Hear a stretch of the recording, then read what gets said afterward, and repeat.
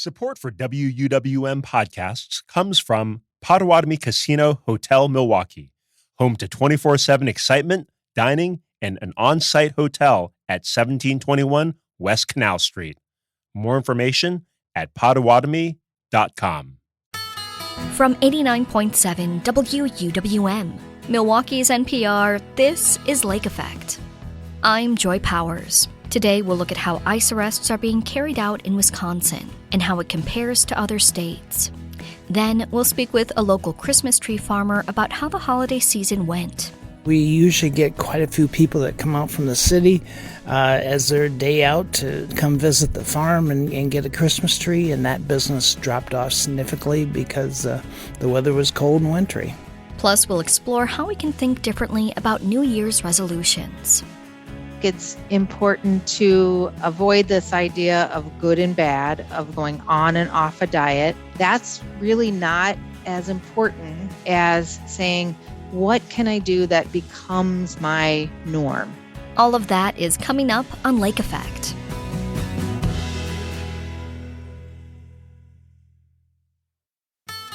This is Lake Effect from 89.7 WUWM, Milwaukee's NPR. I'm Joy Powers, and thank you so much for joining us. Over the past year, the federal government has ramped up immigration enforcement and deportation efforts. One approach the federal government is using is relying on local jails and police departments cooperating with ICE to make arrests and detainments.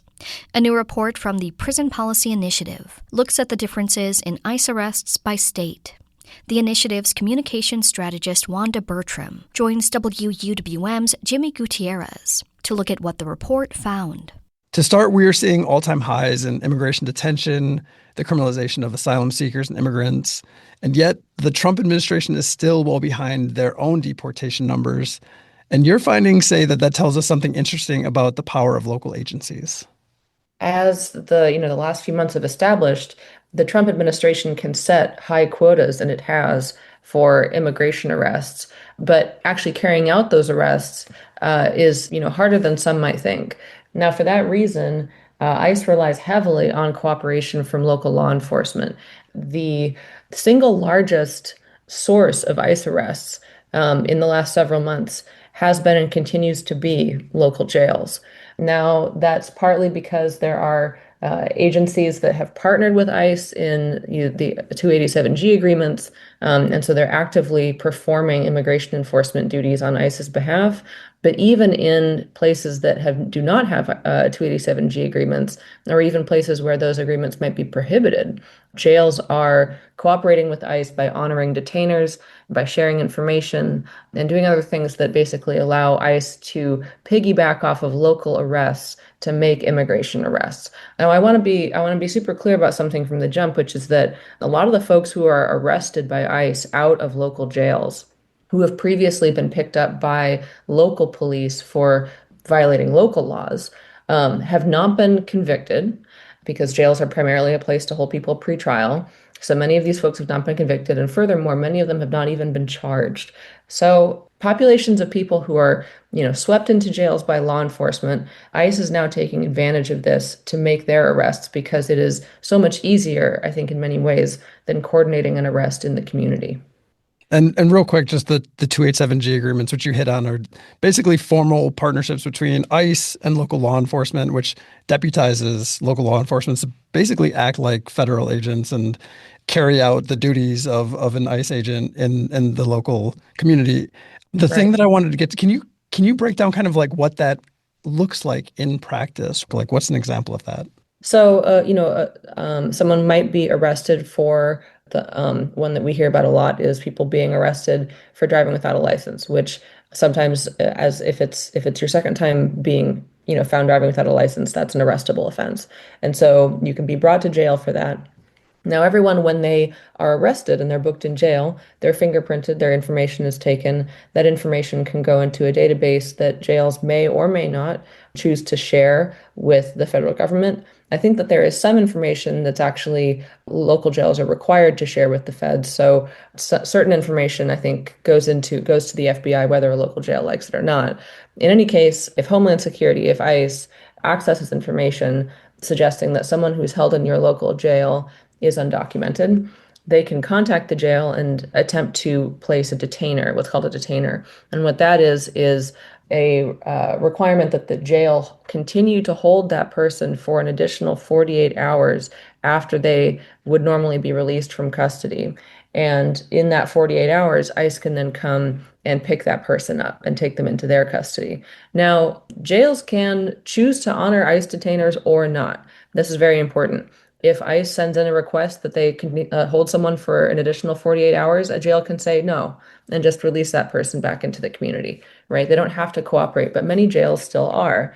Additionally, there's, the matter of information sharing, right? How open is a jail going to be with ICE with its information about people who are being held there? And some jails are even proactively sharing information with ICE, right? And that there no 287G agreement necessarily needs to be in place for that to be happening. There's, other kind of smaller things like, is a jail going to allow ICE to contact someone in their jail who they believe is undocumented? Are they going to give them that person's contact information outside of jail? There are other ways that local police departments and sheriffs can collaborate with ICE, and those agreements, even though the 287G agreements are important, and many counties enter into them because there's some benefits for that for local law enforcement. They don't need to necessarily be in place for this collaboration to be going on. So you break down 287G too in the paper and your findings, but you also break down and you have documented ICE arrests by state. And so I found that interesting because so far in Wisconsin, this year, there have been around 950 arrests, which is surprisingly the bottom third, or maybe not surprisingly, the bottom third of all states. And the majority of those arrests are happening in local jails and other lockup facilities, as what you found looking across the country. But what trends are you seeing in the states with those higher arrest numbers? Right. Well, actually, I think that what I noticed when I looked at the 50 state data that we have is that generally speaking, the more ICE arrests per capita, right, if we go as a rate, the more they seem to be relying on jails. So Wisconsin is a little bit of an outlier here in the sense that a high proportion of arrests that are taking place in Wisconsin are taking place in local jails, but it doesn't have, it's, as you said, in the bottom third when it comes to actual arrest numbers. It has a total ICE arrest rate of 10 out of every 100,000 residents, but more than 6 out of each of those 10 arrests per 100,000 people are taking place out of local jails. So local jails are providing really some key infrastructure here. What's interesting is that when you look at states that have strict requirements that law enforcement do not collaborate with ICE in any way, states like Illinois, states like New York or Oregon, in those states, the proportion of ICE arrests that are happening in jails tanks. That has a huge impact on the overall number of ICE arrests. If you look at Illinois and you look next to Florida, right, which has way, way more ICE arrests, the difference between Illinois and Florida in the number of ICE arrests is arrests that are taking place in Florida jails. And I think it's interesting and it's significant because it means that the way that local jails are working with ICE or choosing not to, and the way that state governments are or are not getting involved in those local policies has a huge impact. If I can just jump into that too, of like the difference between those kind of states and Illinois being a neighboring state and kind of seeing everything that's been going on, specifically with Chicago and ICE, it feels like a lot of the guidance that you all have documented is coming from the AG, the Attorney General down there. What are some of the guidances that have been put in place by the AG there?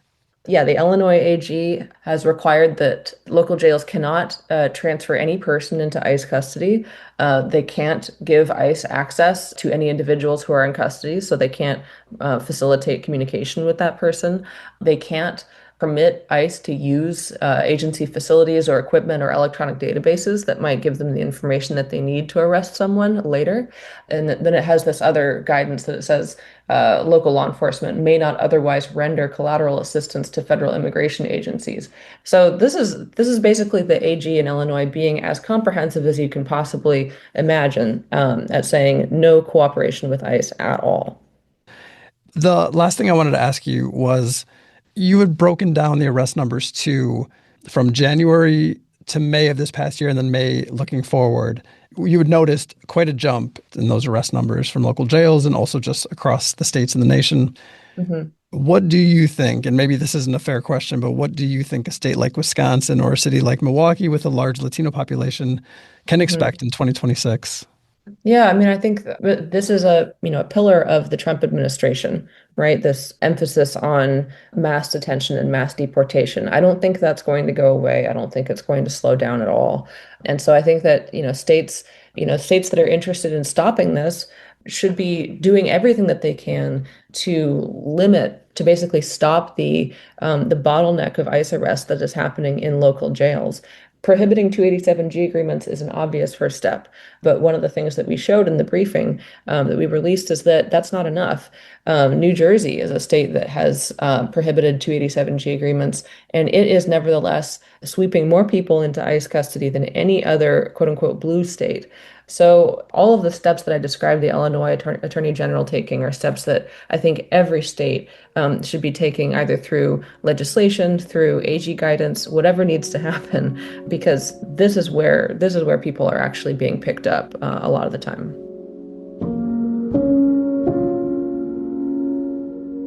Wanda Bertram is the communication strategist at the Prison Policy Initiative. She spoke with WUWM's Jimmy Gutierrez.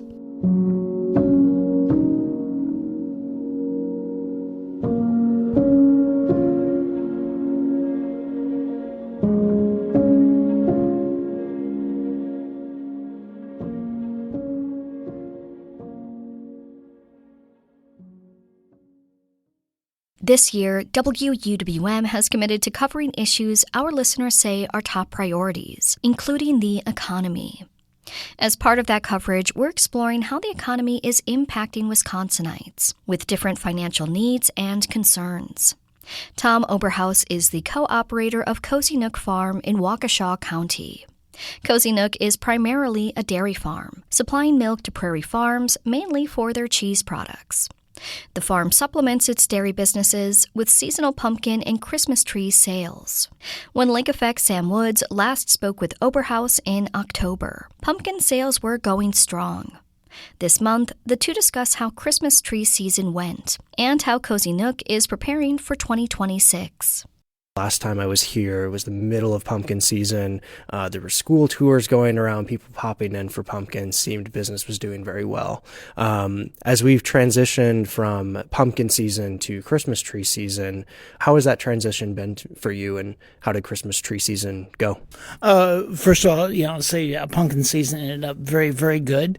Christmas tree season started off with the biggest bang it's ever started off with, because you may remember we had the snowstorm coming on the Saturday after Thanksgiving, so that Friday was a tremendously busy day. Then the snowstorm hit, and the cold weather hit, the winter weather hit, and so our business slacked off significantly, and we just had a so-so kind of year. We are used to selling out of trees. We typically sell the very last tree, and this year, I'm sorry to report, we did not, and I think the weather played a major role. As the season goes, we usually get quite a few people that come out from the city as their day out to come visit the farm and get a Christmas tree, and that business dropped off significantly because the weather was cold and wintry.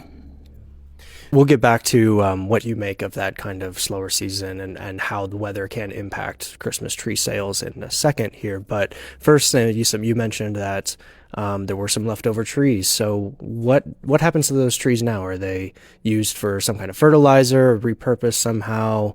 What happens? Interesting question, because we really have not faced that question for the last 10, 15 years. We have not had a single tree left over.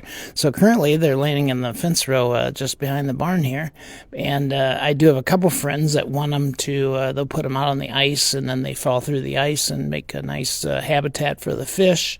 And beyond that, we got a few more left over. So I am not quite sure just how we will recycle them yet. Well, I'm sure you'll find a way. But back to Christmas tree sales and what it can tell us about a local economy. So you mentioned that typically you have Christmas tree customers coming in from the city. I'm guessing in addition to customers either from, around the bend or somewhere in Waukesha County. Is that the case? Is it a mix of local to Waukesha County and from the city of Milwaukee, and that is kind of it? Or do you see people coming from elsewhere in the state? Yeah, the beginning of the season is, I would say, almost everybody is probably within less than 10 miles away from the farm. And then as the season goes on, we tend to have more that come from even downtown Waukesha or further into the city of Milwaukee.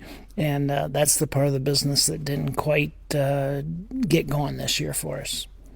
When we spoke in October about pumpkin sales, and this being a WWM series on economic check-ins, we were playing with the connection of, pumpkins aren't necessarily a necessity, and it's something you can choose to cut back on if economic times are bad. And so if pumpkin sales are up, then that might be an indicator that people are feeling good about the economy. Not a perfect indicator, an anecdotal indicator, but an indicator. Yes.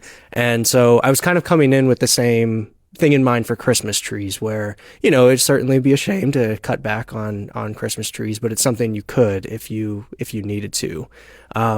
Would you say that this year's drop in Christmas tree sales, we could think of it as an indicator of people feeling a little not too great about the economy? Or is it more about the weather that you were talking earlier, where it's more just, you think that people, especially coming from the city of Milwaukee, were just saying, you know what, it's too cold, I'm going to go somewhere a little bit closer to me? We think the latter is the case. It was just a weather situation because the spending per customer certainly didn't seem to drop off. It was strong. But the weather just put a clamps. Some people did not decorate their houses. I mean, I think if you drove around here on Christmas Eve, yes, there's lots of houses that were decorated, but I think the percentage of houses decorated had dropped off too because of the weather, and that's understandable. So we feel sales per customer was good, but number of customers was down a little bit. What's on the horizon for Cozy Nook Farm? We've checked in during pumpkin season, Christmas tree season. Now it sounds like the cows are starting to become the star of the show again. What does that mean for you?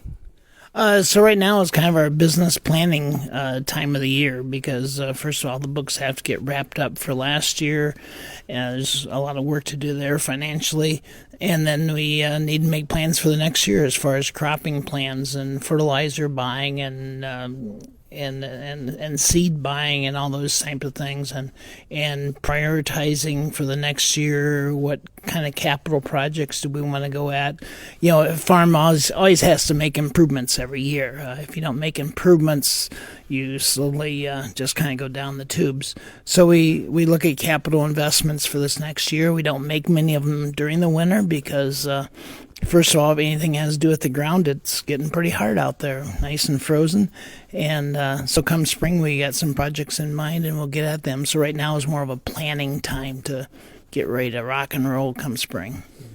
Have you noticed bigger economic trends affecting prices for, the seeds, capital improvements, everything else that you're looking at right now? I'm thinking impacts of tariffs, impacts of just kind of global supply chains, anything like that you're seeing like, oh, this is new this year. You think it might have something to do with kind of the bigger economic picture? Fertilizer prices are up, not drastically, but they are up. Seed prices look like they're maintaining because I think the seed companies are well aware that the agriculture economy in general is not doing very good because our crop prices are quite low right now. And so seed prices have maintained. So it's on to the next year, and we'll hope for a good growing season and hopefully a little better prices on our crops. Can you remind us what crops you have grown at Cozy Nook in the past and what you're looking to do in the future? Sure. So corn is the mainstay to feed the cows and then sell the extra. And then soybeans is a great rotational crop for us. It's good for the soil.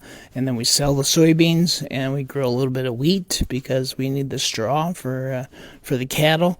And then we grow a fair amount of hay to feed the cows. So it kind of all revolves around the cows with a little bit of extra crops to sell some crops, hopefully. So a bit of a double-barrel question here, but as you look forward to the next year, are there things that you are particularly excited about for Cozy Nook's future, or on the flip side, you're kind of worried about? you got to be excited. If you aren't optimistic and excited, you don't belong farming, because you got to have optimism going into the season. So right now we're excited about some different cropping rotations and making use of some different cover crops on the ground, and maybe a little different weed program for controlling the weeds and the pumpkins, and just all kinds of neat stuff. And you get exposed to lots of them at different meetings and whatnot, and it's kind of exciting to think about, maybe this could work for us. So it's a time of a lot of optimism for us. Like I say, if you aren't optimistic, I don't know how you farm, because you got to be optimistic and hope for the best. And if it doesn't turn out so good, you say, well, there's next year coming, optimism is what it's all about. I guess I should have expected that. I've known you to be an optimist a couple times that I've popped by, so that's not surprising. Maybe a better way of asking what I'm trying to get at here is there larger kind of economic trends that you see that might either directly benefit Cozy Nook or be something that could hurt you in the next year? So I think the big trend here in Waukesha County is more houses going up all the time. And we got to look at them as potential customers, particularly for the pumpkin and tree business. And, maybe there's some other little businesses along those lines that we need to make use of our urban neighbors even a little bit more. So to me, the optimism is trying to generate more money, more income off the people living next door to us. Well, Tom, thank you so much for joining me on Lake Effect. I appreciate your time. You're very welcome.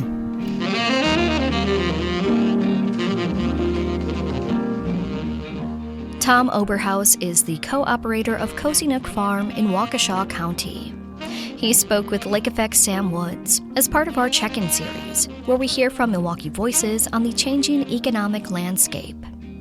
This reporting is part of WUWM's focused coverage on 3 issues our community told us they care about: climate change, immigration, and the economy.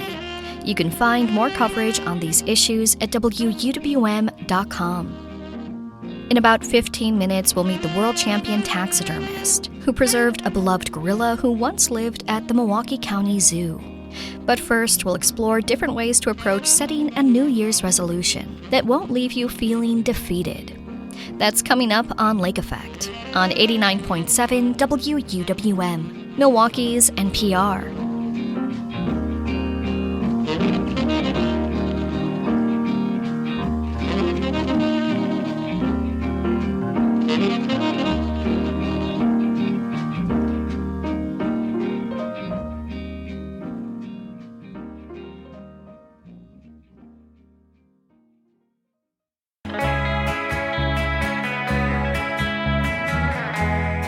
You're listening to Lake Effect on 89.7 WUWM. I'm Joy Powers. There's a lot of pressure in the new year to make big changes, especially around nutrition, weight, and exercise. So how can you best approach your goals with a healthy and positive mindset? To talk about healthy resolutions, Lake Effect's Audrey Nowakowski is joined by UW-Milwaukee Professor Emeritus Susie Kundrat, a clinical professor in the Nutritional Sciences program. So the beginning of a new year can act as a type of reset for a lot of people, but for others, this time of year can be difficult and triggering. So what are some general tips you suggest as a starting point to assess what would be reasonable resolutions to take on? Well, I think you bring up a really good point in that sometimes we feel all this pressure at the new year to make these big changes and these, really, especially around health, around nutrition and weight and exercise and those things. And I might challenge people to think of it as any kind of new opportunity at the beginning of a month. Yes, it's January, beginning of a new year, to really first do a bit of an assessment as opposed to just jumping into something. So, taking it as, what am I doing now? What's my schedule like? How am I eating? How much activity am I getting? What are my opportunities? And think of it as an opportunity. So, for example, instead of rushing in and saying, I'm going to go on this restrictive diet, which we really don't recommend, you might say, hey, I'm going to do an assessment of what's in my freezer. I'm going to pull these things out. are there ways I can, for example, eat more vegetables? So maybe that's a good start as a positive to take advantage of what you already have and kind of work from there, as opposed to saying, I have to make these huge changes. We do know that if we set smaller goals and maybe look at doing smaller things, that's helpful. But we also have to remember that we have to support those opportunities. So it's wonderful to say, I'm going to eat more fruits and vegetables, which is probably the most important thing we can be doing from a nutrition standpoint. But the next step is to assess what you already have, make a grocery list, procure the items that you need, even make a list of your 5 favorite fruits and vegetables, go to the store and get those, and start there by actually having the food available, because it's very easy to think big, but then we have to go through these small steps to get there. You mentioned restrictive diets, and that kind of made me think of how our culture, Western culture specifically, kind of celebrates the pain of going through something drastic, or like, oh, good on you, you're so determined, but when does behavior shift from, quote, being really disciplined about something, say about a new resolution or a diet, to actually being harmful to ourselves and our bodies? Well, it can switch over very quickly, I think, to something that's harmful. And I don't think that people need to be in a situation where it's very painful for them. So that might be one thing. Or where you're feeling that either other people are judging you or you're judging yourself harshly.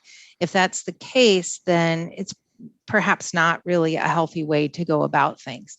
We know, for example, with nutrition, my background as a registered dietitian is certainly the science of nutrition, but there's so much more to it. So it's not just all about which foods are the highest nutrient foods to eat. That's important, but it's also about what do we like to eat? What are we comfortable eating?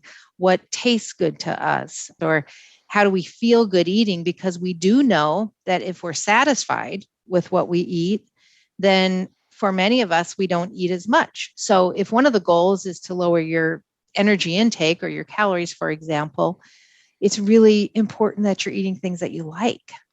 And so, getting any kind of real restrictive eating pattern, whether it's cutting out certain food groups or only eating, certain things, generally doesn't work very long. Partly because it's too restrictive, partly because we may not be satisfied with what we're eating. And then we start feeling bad because we can't stay on something. I always tell my students and clients, if you're really restrictive and feeling bad about what you're eating and bad about your diet, then you can't blame yourself for not being able to kind of continue that, because it's just not reasonable. It's not realistic, and it's not healthy to feel bad about this.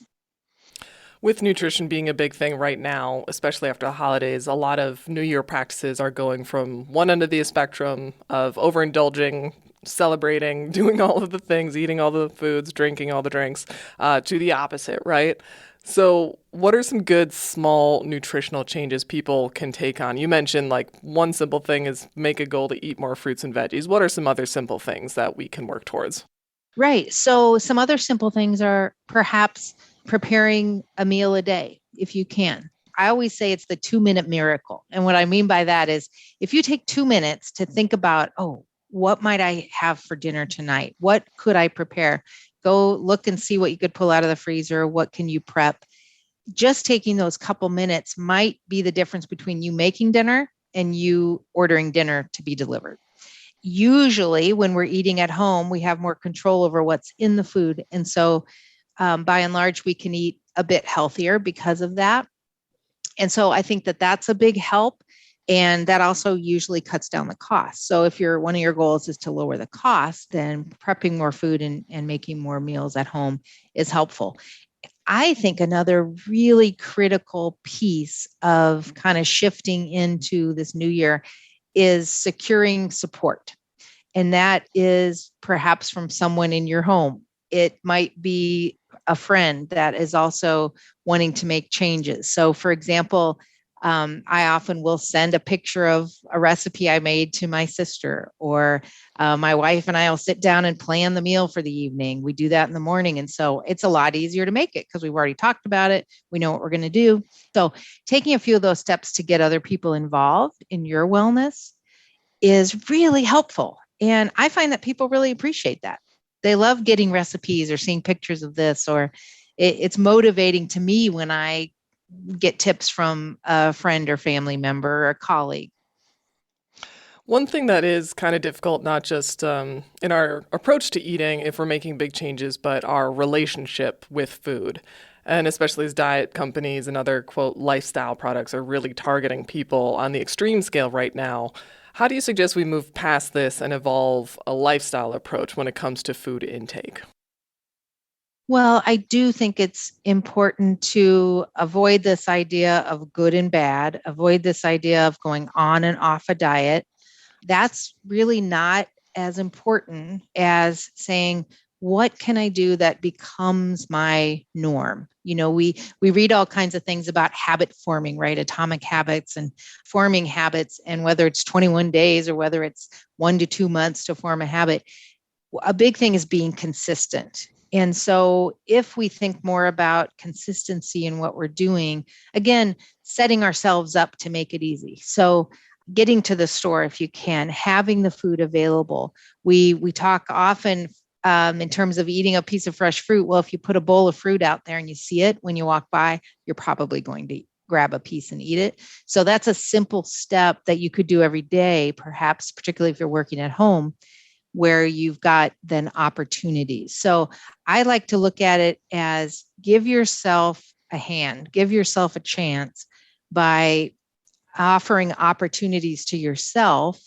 to practice wellness. And then those things are things that you can just carry on. They're not the dieting culture per se. They're just more, this is what I do for myself. And I think particularly as women, we have to give ourselves a chance to be okay with taking that time and saying, it's okay if I spend a little energy and time on myself. And I need to do that so that I can prioritize wellness. I like the idea of giving yourself opportunities versus restrictions. And as we kind of work towards these changes, road bumps are bound to happen, right? So how do we keep a positive or even neutral mindset, would you say, towards our goals? Well, one important thing to think about is that if we really are honest about ourselves and the physiology of our bodies will be changed by what we do over weeks and months at a time. So you may have a day where you don't eat well, you didn't get much sleep, you didn't exercise. And sometimes people will look at that day and say, oh, I blew it, or I'm not doing everything rigidly every day, so I'm a failure. And put in these things that really aren't true when we think about how our body reacts. Our body doesn't really care if we had a day that we didn't eat well at all. Generally, that's not going to make a difference. So reminding ourselves that what our bodies respond to is what we do over time. And so being gentle with yourself, giving yourself a break in that way too is really important because it isn't so rigid. I think that's why sometimes I have challenges with plans or with diets where they say, oh, you're really restrictive for 6 days. And then the 7th day, you do whatever you want. That's fine, but you could do what you want for a lunch if you need to sometime. It doesn't have to be just one day. So giving yourself that flexibility. We know that some key, really important pieces of a healthy eating pattern, flexibility is one of those. And so let's be realistic about how our bodies respond. It's not going to be a problem if we have a day or a couple of days that just aren't as healthy per se. We're still going to be fine. Do you think that New Year's resolutions can do more harm than good? Is there a better way to approach our health and wellness? I think that New Year's resolutions, if they're too restrictive, can do more harm than good, or if they're not realistic. And so, for example, I don't really recommend people base resolutions solely on weight, for example, because as we know, we all respond differently to how we eat and how we move our bodies. We can't really say how much weight someone's going to lose specifically by doing certain things. We can say we might have averages and those kinds of things. But if we base it solely on something like weight, we may be more apt to do things that are too restrictive to get that weight down. And the weight isn't as important as the wellness in your body. We do know that. We know that that someone can be very fit and healthy at many different weights.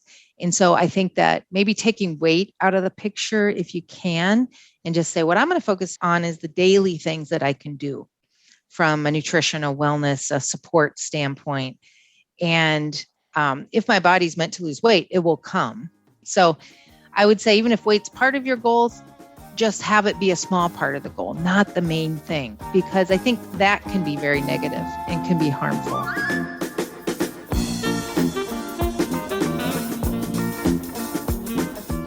Susie Kundrat is a clinical professor emeritus in the Nutritional Sciences program at UW-Milwaukee. She spoke with Lake Effect's Audrey Nowakowski in 2022. Lake Effect is available as a podcast, so you can listen when you like. Find it wherever you get your podcasts. Then subscribe, download, and listen on demand. Still ahead, we'll learn what it took to make the recreation of a beloved gorilla at the Milwaukee Public Museum. That's next on Lake Effect on 89.7 WUWM, Milwaukee's NPR.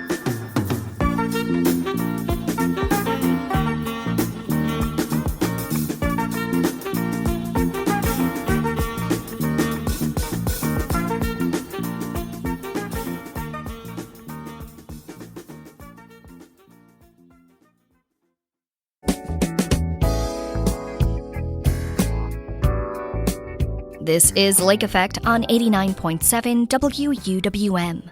I'm Joy Powers. We're about a year away from a brand new public museum facility. A lot of questions have been swirling about what exhibits and items will make the move to the new facility. Many Milwaukeeans are no doubt familiar with Samson, the beloved gorilla who lived at the Milwaukee County Zoo until he died in 1981. A taxidermy replica of Samson has since lived at the Milwaukee Public Museum, and he'll be making the move to the new location this year. Wildlife artist and world champion taxidermist Wendy Christensen made the popular recreation of Samson. In the nearly 36 years she's worked at the museum, Christensen also created hundreds of animal mounts and sculptures for various exhibits. Lake Effect's Excret Nunez speaks with Christensen about her passion for wildlife art and how she recreated Samson. I want to take it back to the beginning. When and how did you become interested in taxidermy? Oh boy. I guess I've always was destined to become a taxidermist. And I know that sounds silly, but seriously, I had an interest in preserving animals from a very, very young age. I'm extremely passionate about wildlife. A lot of it started out when I was young and I would see animals hit by cars laying on the roadside. You know, I always thought, oh gosh, what a shame. It would be so cool if I could make that animal look lifelike again. I guess around when? You said you were a child, so how old were you?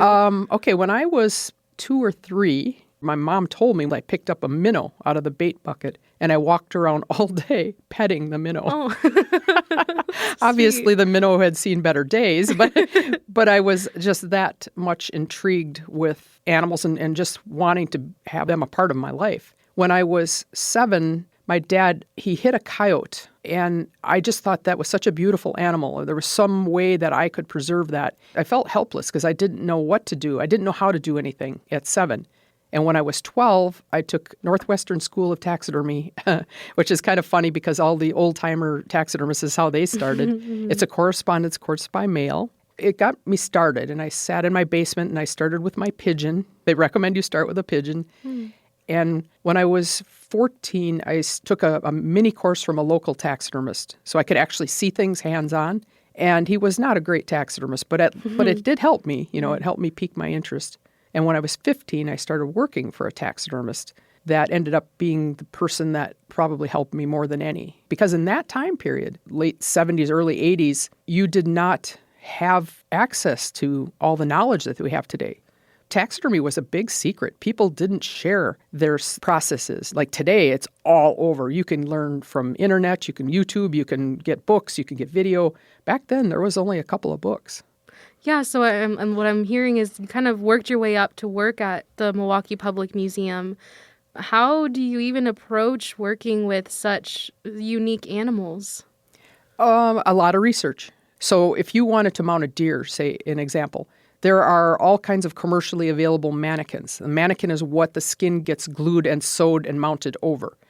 And the mannequins are catalogs of books that you can pick different sizes, different poses. And as an artist myself, I make some of those. They're all hand sculpted, Wow. those mannequins. But when you're doing something like an ocelot or a jaguar, those are not commercially available mannequins, or monkeys, primates.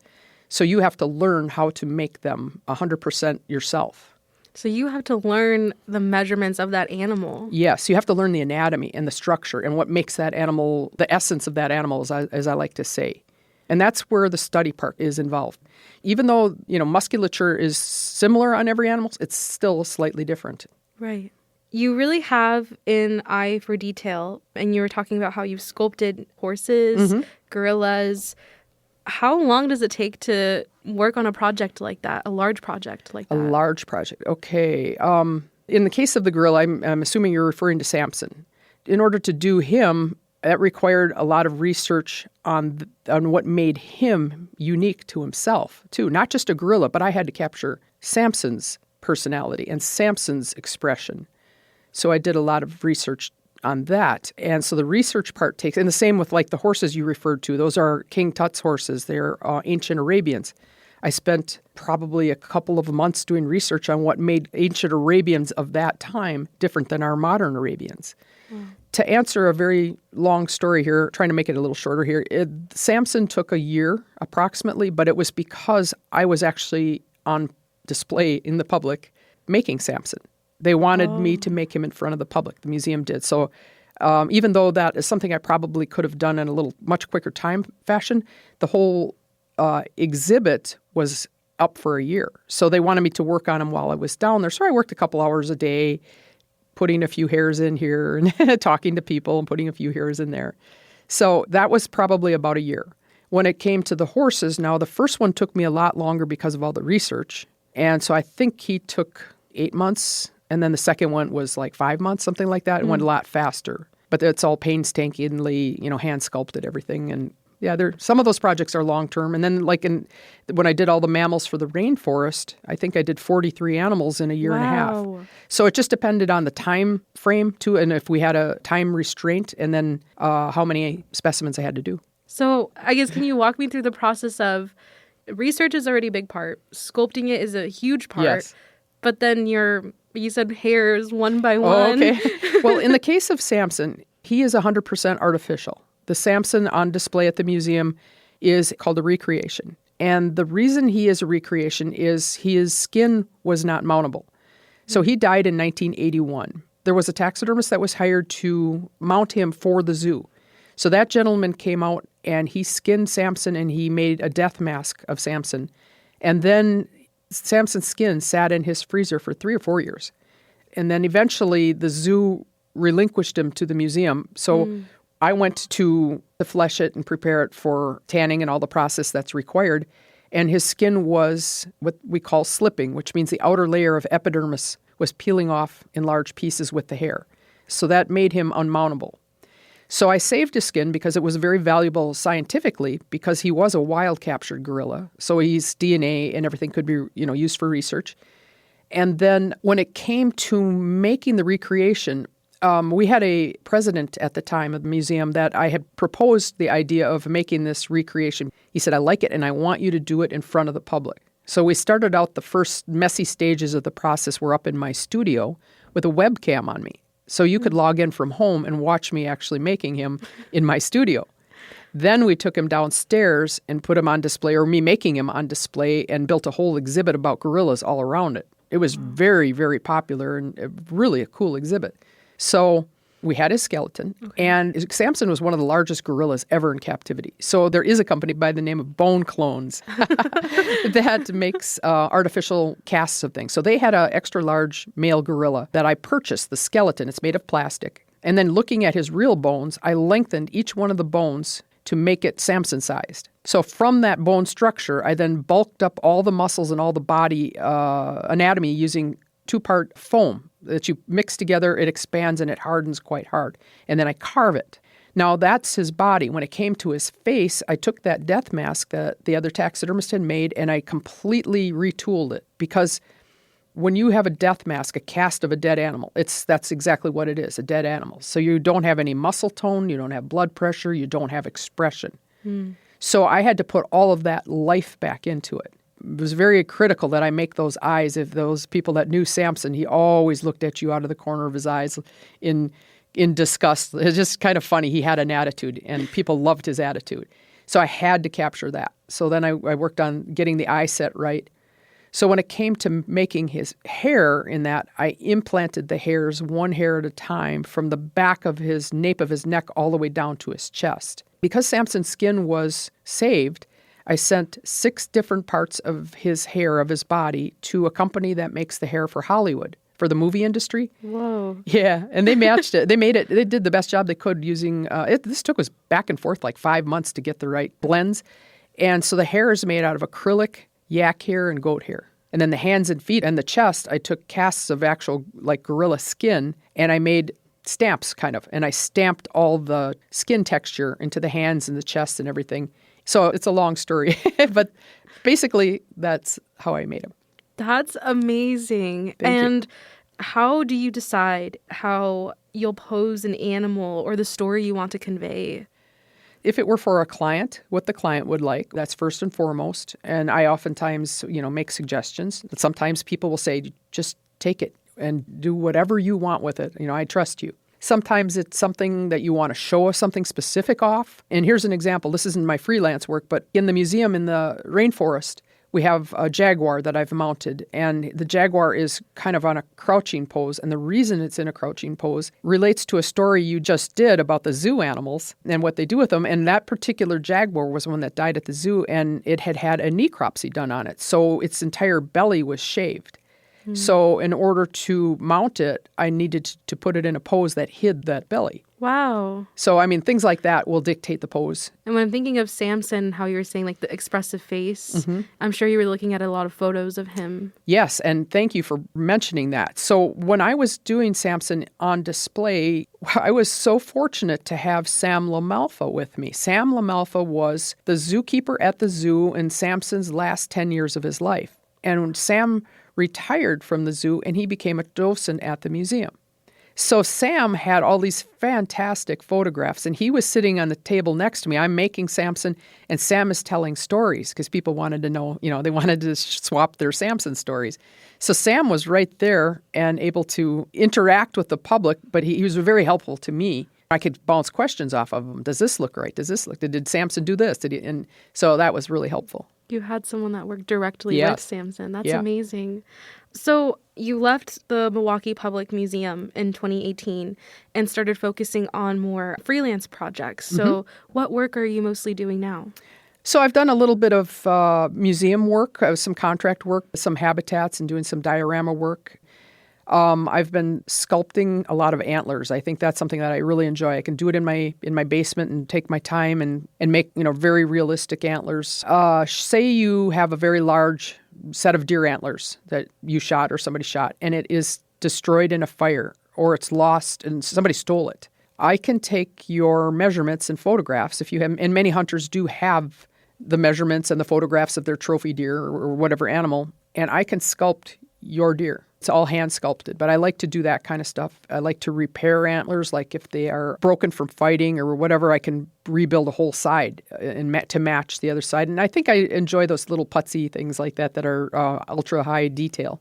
Before we wrap up, I want to ask, do you have any advice for people who might be interested in becoming a taxidermist or getting into this You art? would be surprised how many ladies, I don't know how to explain it, but it's very popular, especially with ladies now, to do novelty taxidermy, things like that. Soft mount taxidermy is something that's really coming of age now, which soft mount taxidermy are posable animals. And some of them are really, really amazingly realistic. They're really well done. Don't try to get into the museum world. I am 100% serious because there really is, unless you're going to do contract work through a big company or something like that, there are really not any more full-time museum taxidermists. There's only one that I know of left. And he was my counterpart in the LA County Museum. And I think he's still there. And it's sad, it's in the United States, it's that way. In Europe, every university has a taxidermist, everyone, and they're much ahead of us as far as their desire to have taxidermists on staff. Yeah, can you tell me a little bit about why? I don't know 100% either. It's just in the day and age where budget cuts happen and they hire it out, they contract it out, I suppose. I'm guessing that's probably why. Mm.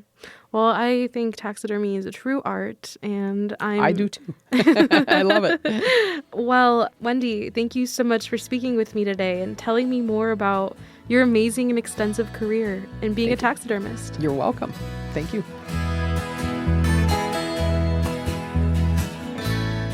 Wendy Christensen is a wildlife artist and world champion taxidermist. She spoke with Lake Effect's Excret Nunez in 2024. And that wraps up today's show. Thank you so much for being here with us. I'm Joy Powers. If you missed any of Lake Effect this week, you can find all of our conversations at WUWM.com.